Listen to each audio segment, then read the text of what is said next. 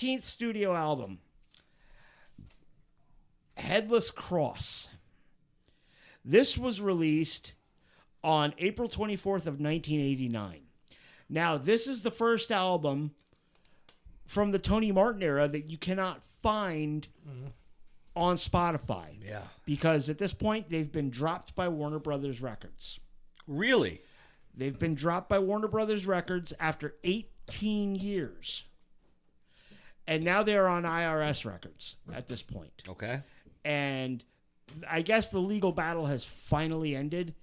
And Headless Cross and Tear and the rest of the Tony Martin era Sabbath stuff is going to get a proper digital release. So IRS was saying fuck no. The label was saying fuck no. Well, IRS is defunct. Okay. So Here is the funk. we want funk. There's been an ongoing legal battle for who controls these albums. Okay. So if they go defunct, We are the funk. does somebody buy them? Or? So, yep, it was sold off as an asset, I guess. Huh. To some jabroni. Probably. And Tony Iommi should have fucking taken a page from Sheiky Baby's book, break his back and make him humble. Yes. You fucking jabroni. I like that you brought jabroni in. You get the clap. There we go. All right. I got the clap. I got to go to the doctor. This peaks at number 115 on Billboard. Once again, Tony Martin is on vocals, Tony Iommi on guitar, Jeff Nichols on keyboards, the great Cozy Powell on drums. Okay, where's he from? Everywhere. Cozy Powell has played with everybody. Okay. And he's another fantastic drummer. And we have a guy named Lawrence Cottle on bass who came in on the Eternal Idol tour. Jesus Christ. What happened to the other bassist? He left. Just boop. Up and gone. Him and the drummer, Bob Daisley and Eric Singer went and joined Gary Moore's band after that. That's tour. right, I did. They joined Gary Moore's band. What was that one called? Gary Moore. Terrible name. Yeah, well, when you're that good of a guitar player, you can do it. Anyway, we have a special guest on this album too, but we'll get to it. We'll get to it when we get to the song. It opens up with a really, really creepy, atmospheric piece called "The Gates of Hell," Yes. which is a perfect lead-in to the title track, "Headless Cross." Yeah, this was a good return to form. It actually sounded like a song that should be on the Black Sabbath album. This song is absolutely fucking brilliant. Yes. I have a good all-around big improvement back to Sabbath, and the fucking awesome solos are back. Yeah. The production's still kind of fucking shitty on Iommi's solos. They're still a little way too far up in the mix for my taste. But it's not as bad as it was on Born Again. Yeah. This song is about a village, about a medieval village in England. It's actually a true story. There was a village called Headless Cross, and the plague wiped out the entire village. Oh, dear Lord. Look through the people and onto the mist to the hill of the Headless Cross, where all witches meet on nights such as this, and the power of darkness is host. You come face to face, eye to eye, soul to soul, with an angel that fell from the sky. Who wrote the lyrics to most of these songs in this album? Tony Martin. Okay. Tony Martin. I fucking can't say enough good things about this song. Anyway, moving on. Another great song, Devil and Daughter. Absolutely. This is a good song, yeah. Fucking great song. And this is one of the ones that had to be renamed. So it was originally called Devil's Daughter. Right. And they renamed it because Ozzy had released that on No Rest for the Wicked. Yep, Devil's Daughter. And you know the funny thing about this? Allegedly, it's about Don and Sharon. Jesus Christ.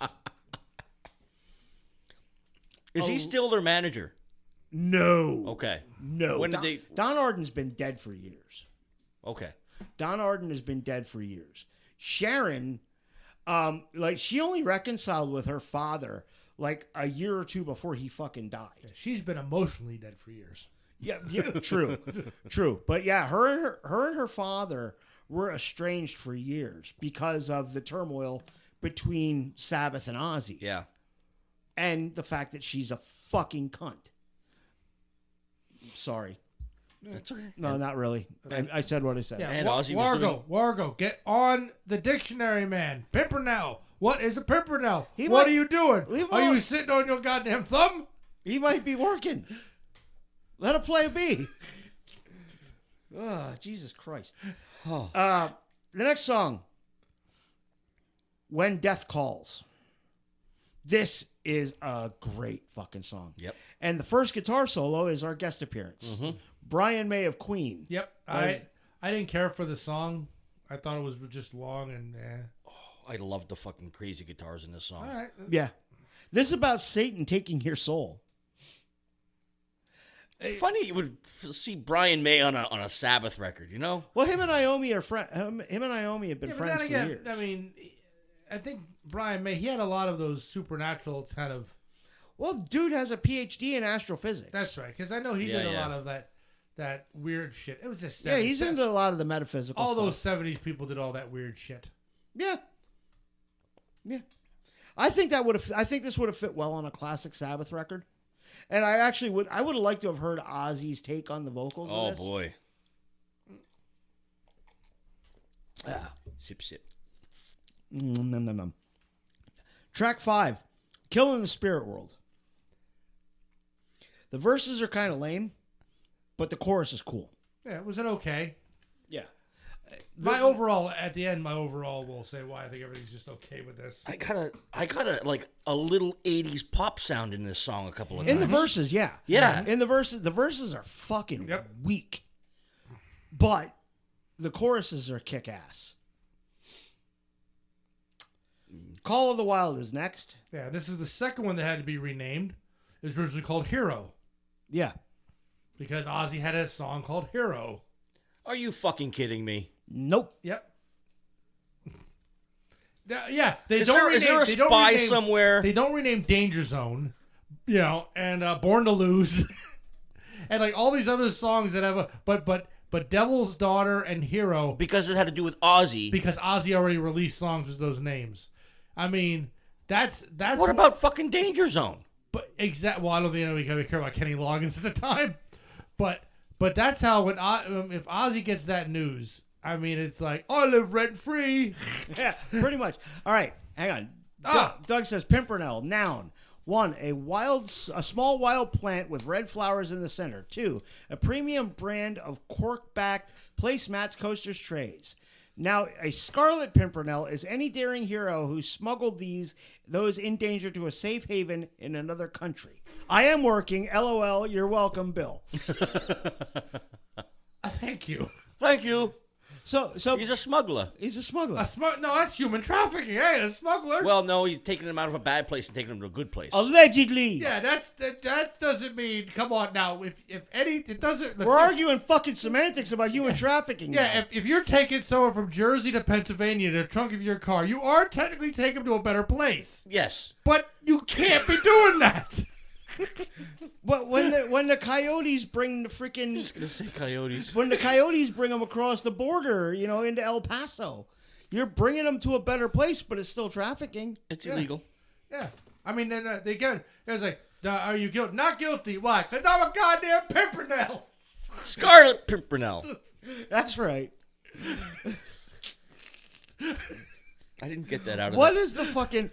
And it was a fucking instrumental. What the fuck? We had Dennis was with Dennis. All the while, no, because they talked during it. Yeah, a Scarlet Pimpernel? that was the last record. Man, don't. I know.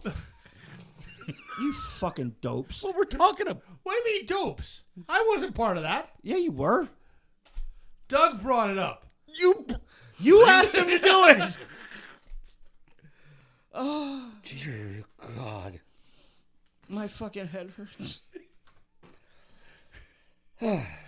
Anyway, Black Where were we? Call of the Wild. It's There we go. more stock verses with a with a pretty cool chorus. Yep. I don't hate it, but I don't love it. Yeah, Same. Same. I just have bland rock. Yeah. Next we have Black Moon. This was actually on the side of good. Yeah. Yep. This is about the devil stalking you. It's a cool song. I like this one. This is one of my favorites on the record. Really? Yeah. I think this thing kind of had like generic riffs, but it did Oh have yeah, the whole. it did have a nice solo on it. It wasn't a bad song, but Right. And the next one is just, it's kind of fucking weird. Nightwing, which is the final song on the record. Nightwing's kind of fucking weird. I have no idea what the hell he's singing about. I think he's singing about a dragon. I don't know. I don't know. Could it be about Batman's sidekick, Robin, when he got older? I don't know. I think it was a dragon because it's talking about searching for prey at night. You know, he rules the skies, blah, blah, blah. So you love. So does an owl. So I thought of an owl too. So did Robin. But when everyone has to beware, that's why I thought dragon. I don't know. I am the fear that flaps in the night.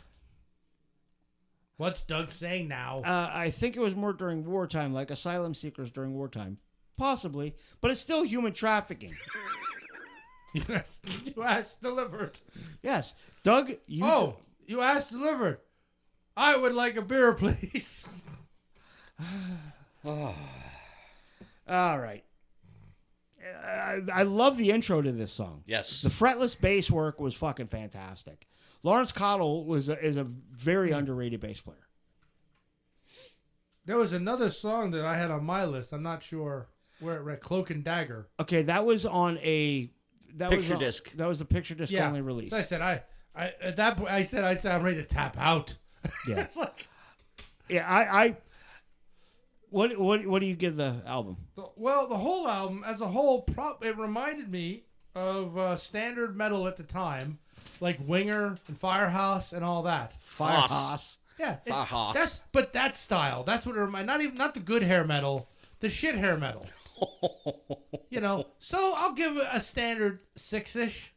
Okay. It was better than the last record. I'm going to give it a 6 because I think I gave the last one a 5. I'm going to give this album an 8. And I'll tell you why. This is my hot take for the day. Tony Martin is my favorite Black Sabbath singer not named Ozzy Osbourne. Okay. All right. And Tony's work on this is fucking stellar. And the whole album is like, this is a return to form for Sabbath. Oh yeah, sound in a lot of ways. Up to this point, other than the Ozzy stuff, this is probably my second favorite non-Ozzy Sabbath record. Okay. The only one I would put above it is probably Heaven and Hell. Yes. Which is just a phenomenal record. Doug says he's not a waitress, Bill. And he says he does paperwork so he can watch the show. All right. Thanks, Doug. I appreciate that. For doing the paperwork? No, so he can watch the show. All right. I can't be snarky to Doug. He's too nice. Yeah, whoop your fucking ass. No, he ain't gonna whoop nobody's ass, but he's not. Come on now. Lordy. I'll take out his kazoo. Oh, fuck. I dig this record. I am a huge fan of what Tony Martin did. Doug says, Firehouse. Love of a lifetime now once. Now listen to me, baby. Take me to... Oh, God. Take me to Craigsy's. Fuck you. Now you got me thinking that. Sorry. I'm sorry. I hate you. That was a bit more of a slag than the first week was. Oh, yeah, most definitely. Yes, it was. That's why, at this point, I can't believe anybody ever has a Ozzy versus Dio argument. There's no argument. Dio wasn't there for that many. Right. This was a bad period for Black Sabbath. It was. Doug says that Tony Martin brought Sabbath back on track. In a lot of ways, he did. I'm not mad at this album. I really am not. No, I'm not either.